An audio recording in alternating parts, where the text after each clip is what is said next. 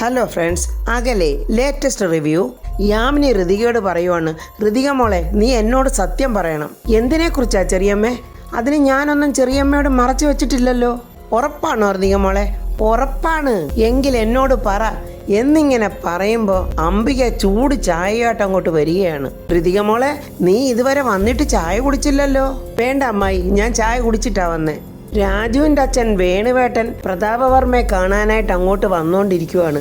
വേണുവേട്ടൻ അങ്ങനെ മനസ്സിൽ പറയുവാണ്, വർഷങ്ങൾക്ക് മുൻപ് ഈ വീട്ടിൽ നിന്നും പത്മാവതി മേഡം ഇറങ്ങിപ്പോയതിൻ്റെ കാരണം അംബിക മേഡം ആണെന്ന് എനിക്കിന്ന് വർമ്മ സാറിനോട് പറയണം. അംബിക വീണ്ടും ഋതുവിനെ അങ്ങ് നിർബന്ധിക്കുവാണ്.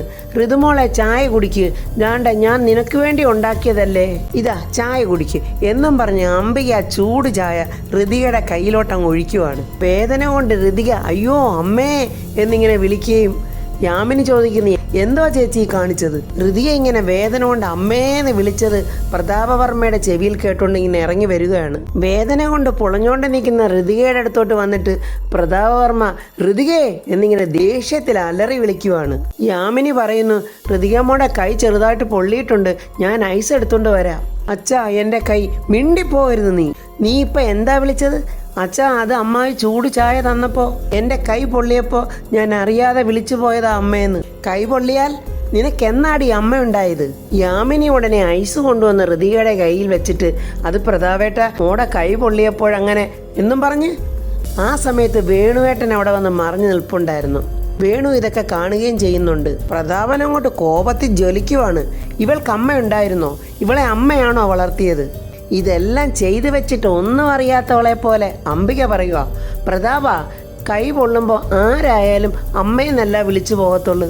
പാടില്ല, ഇവൾ അങ്ങനെ അമ്മയെന്ന വാക്ക് ഉച്ചരിക്കാൻ പാടില്ല. കാരണം ഇവളെ വളർത്തിയത് ഞാനാണ്. പുറമേ ഞാൻ ഇവളോട് വലിയ സ്നേഹം കാണിച്ചിട്ടുണ്ടാവില്ല, പക്ഷേ ഇവളെ വളർത്തിയതും വളർന്നതും എൻ്റെ മുൻപിലാ. ഇവളെ ഇവളുടെ അമ്മ തിരിഞ്ഞു നോക്കിയിട്ടുണ്ടോ? ചേച്ചി ഒന്ന് പറഞ്ഞേ. അംബിക പറയുക, പ്രതാപ നീയൊന്ന് സമാധാനപ്പെട്. ഇല്ല ചേച്ചി, സമാധാനപ്പെടുന്ന പ്രശ്നമില്ല. എനിക്കറിയണം ഇവൾക്ക് അമ്മ എന്ന ചിന്ത എപ്പോൾ മനസ്സിലുണ്ടായതെന്ന്. അതെനിക്ക് ഇപ്പം തന്നെ അറിയണം. എൻ്റെ ജീവിതത്തിൽ നിന്നും എന്നെയും എൻ്റെ മകളെയും ഉപേക്ഷിച്ച് എങ്ങോട്ടോ പോയതാ. ഒരു മനസ്സാക്ഷി ഇല്ലാത്തവളാ ഇവളുടെ അമ്മ. ഇതെല്ലാം വേണു അവിടെ നിന്ന് കേൾക്കുവാണ്. അതുകൊണ്ട് തന്നെയാ ഇത്രയും നാൾ എനിക്ക് ഇവളെ സ്നേഹിക്കാൻ കഴിയാതിരുന്നത്. സ്വന്തം കാര്യം നോക്കി എവിടേക്കോ ഇറങ്ങിപ്പോയ അവളുടെ പേര് ഉച്ചരിക്കുന്ന പോയിട്ട് ഇവളുടെ വായിന്ന് അമ്മ എന്നൊരു വിളി കേൾക്കാൻ അവൾക്ക് യാതൊരു യോഗ്യതയുമില്ല. ഋതിക കരഞ്ഞുകൊണ്ട് പറയുക, അച്ഛാ സോറി, അത് ഞാൻ വേദനിച്ചപ്പോൾ അറിയാതങ്ങ് വിളിച്ചു പോയതാ. ഇനി ഇതൊരിക്കലും ഞാൻ ആവർത്തിക്കരുത്. ഇനി ഒരിക്കലും നീ ഇത് ആവർത്തിക്കരുത്. അമ്മ എന്നൊരു വാക്ക് നീ ഉച്ചരിക്കുക പോലും ചെയ്യരുത്. ഇത് കേട്ട അംബികയങ്ങ് മനസ്സുകൊണ്ടങ്ങ് ചിരിക്കുവാണ്. ചിലപ്പോൾ ഇതൊക്കെ എൻ്റെ ഈഗോ ആയിരിക്കാം, പക്ഷെ നിനക്കുള്ളത് അച്ഛൻ മാത്രമായിരിക്കും. വേണു അവിടെ നിന്ന് പറയുവാണ്, ഈശ്വര, വർമ്മ സാറിന് പത്മാവതി മേഡത്തിനോട് ഇപ്പോഴും ഇത്ര ദേഷ്യമോ?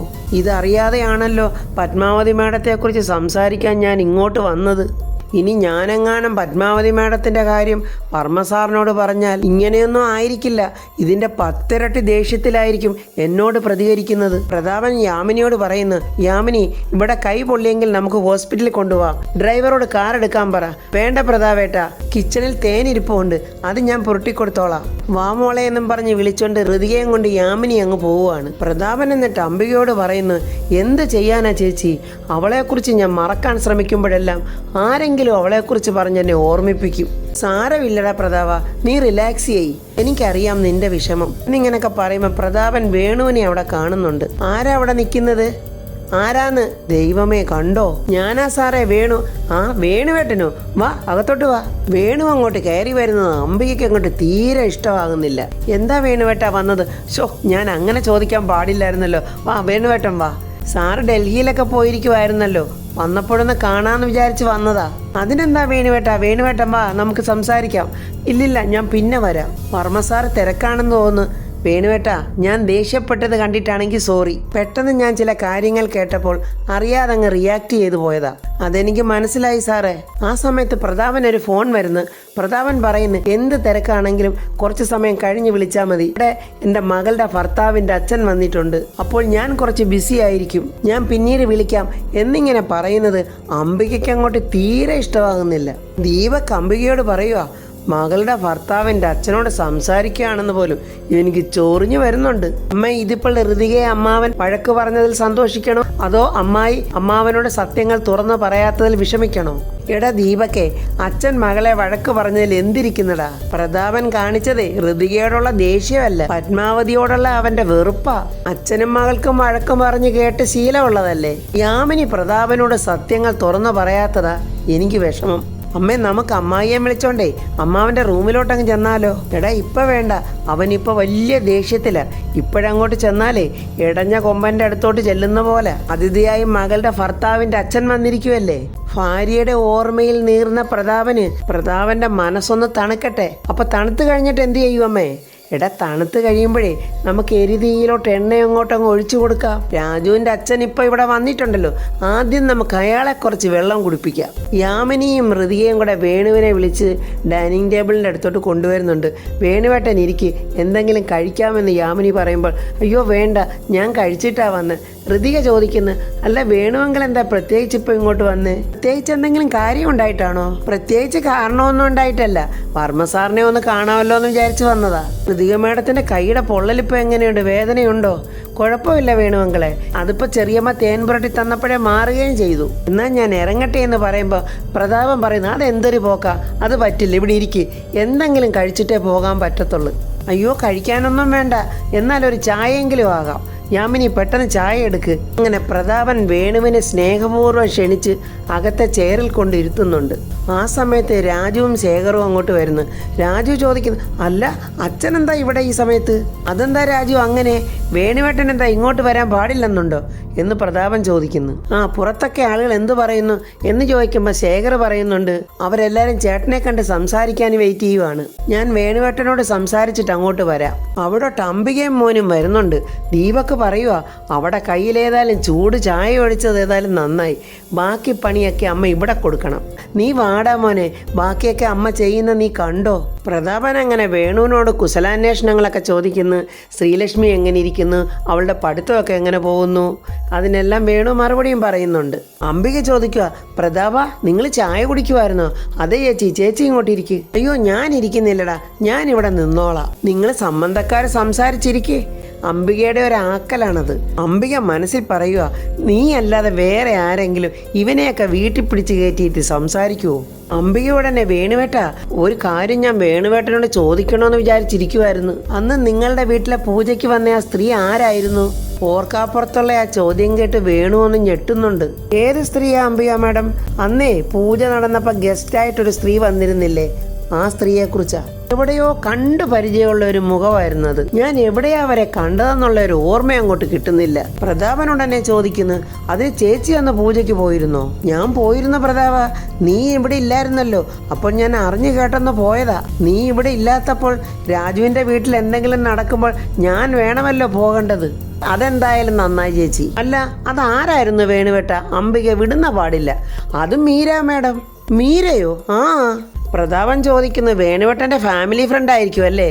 അയ്യോ ഫാമിലി ഫ്രണ്ടൊന്നും അല്ല, ഞാൻ മുമ്പ് വർമ്മ സാറിന്റെ വീട്ടിൽ ഡ്രൈവറായി ജോലി ചെയ്യുന്നതിന് മുൻപ് കുറച്ചു കാലം അവരുടെ വീട്ടിൽ ജോലി ചെയ്തിരുന്നു. അവരെല്ലാരും വിദേശത്താ, ഹസ്ബൻഡും മകളും എല്ലാം വിദേശത്താ.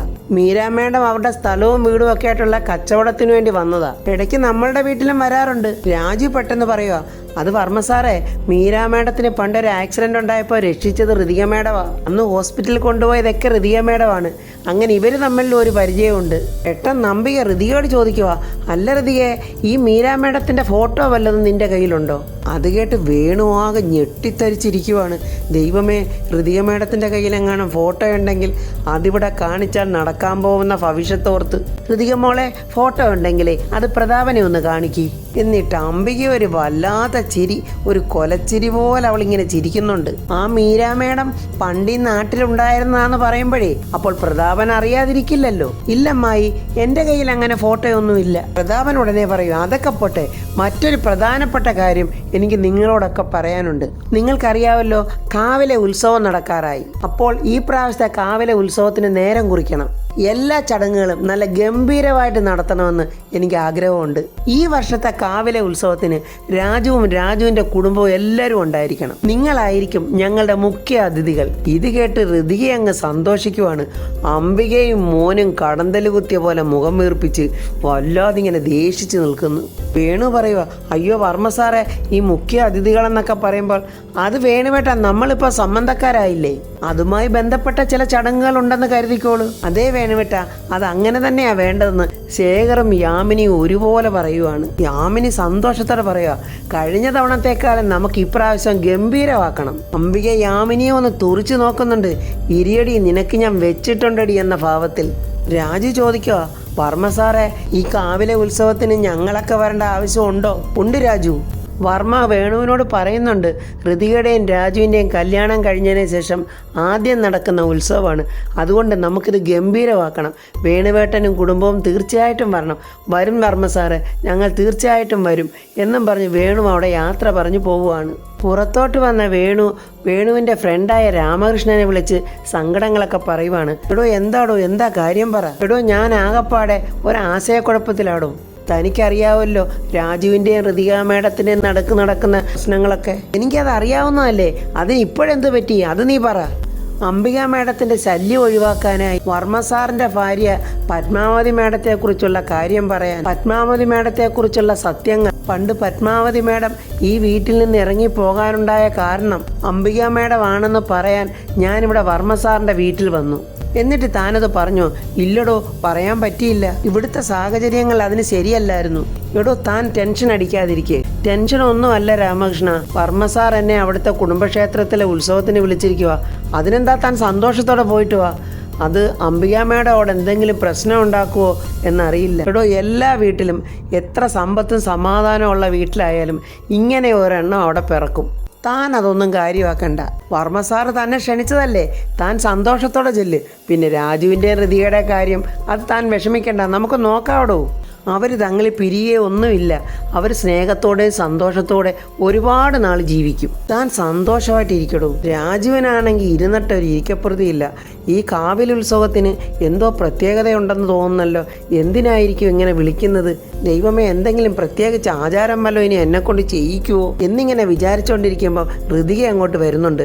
ഋതികയ്ക്ക് മനസ്സിലായി രാജു ഈ ഉത്സവത്തെക്കുറിച്ച് ചോദിക്കും. ഋതിക പെട്ടെന്ന് പോകാനൊരുങ്ങുന്ന കണ്ട് രാജു ഋതികയെ വിളിക്കുവാണ്. കാവിൽ ഉത്സവത്തിന് എല്ലാവരും ചെല്ലണമെന്ന് വർമ്മ സാറ് വിളിച്ചല്ലോ, അതിനകത്ത് എന്തെങ്കിലും പ്രത്യേകതയുണ്ടോ? ഇനി നമ്മൾ തമ്മിലുള്ള വിവാഹം നടന്നുവെന്ന് കരുതിയാ വർമ്മ സാർ ഇതൊക്കെ തീരുമാനിച്ചിരിക്കുന്നത്. ശരിക്കും അത് നമ്മൾ സാറിനോട് ചെയ്യുന്ന ചതിയല്ലയോ? സാറിനോട് നുണ പറഞ്ഞ് വഞ്ചിച്ചോണ്ടിരിക്കുന്നതിൽ എനിക്ക് വലിയ വിഷമമുണ്ട്. ഇനി ഈ ദൈവകാര്യത്തിൽ കൂടെ അത് ആവർത്തിച്ചാൽ ഈ മഹാഭാവമൊക്കെ ഓർത്തിട്ട് എനിക്ക് സഹിക്കാൻ വയ്യ. അയ്യേ, രാജു എന്തൊക്കെയാ പറയുന്നേ? മഹാഭാവം വരുമെന്നോ? രാജുവിനറിയാമല്ലോ, അച്ഛൻ ഏറ്റവും കൂടുതൽ സ്നേഹവും വിശ്വാസവും ഉള്ളത് രാജുവിനെ. അതുകൊണ്ട് ക്ഷേത്രത്തിലെ ചടങ്ങുകളൊക്കെ രാജുവിൻ്റെ കൈകൊണ്ട് വിളക്ക് കൊളുത്തി തുടങ്ങട്ടെ എന്ന് വിചാരിച്ചിട്ടായിരിക്കും. അങ്ങനെയാണ് എനിക്ക് തോന്നുന്നത്. അങ്ങനെ തന്നെ ആയിരിക്കുമോ മാഡം? അങ്ങനെ ആയിരിക്കും രാജു, ഉറപ്പല്ലേ? ഉറപ്പാണോ മാഡം? ഉറപ്പ് രാജു. അപ്പോൾ ഫ്രണ്ട്സ്, കാവിലെ ഉത്സവത്തിന് എന്തൊക്കെയോ പ്രത്യേക ചടങ്ങുകളുണ്ടെന്ന് ഋതികയ്ക്കറിയാം. അതൊന്നും രാജുവിനോട് പറയുന്നില്ല. അതെന്തൊക്കെയാണെന്നുള്ളത് അടുത്ത വീഡിയോയിൽ പറയാം. എൻ്റെ ഈ വീഡിയോ ഇഷ്ടപ്പെട്ട ലൈക്കും കമൻസും, സബ്സ്ക്രൈബ് ചെയ്യാത്തവർ സബ്സ്ക്രൈബ് ചെയ്യണേ.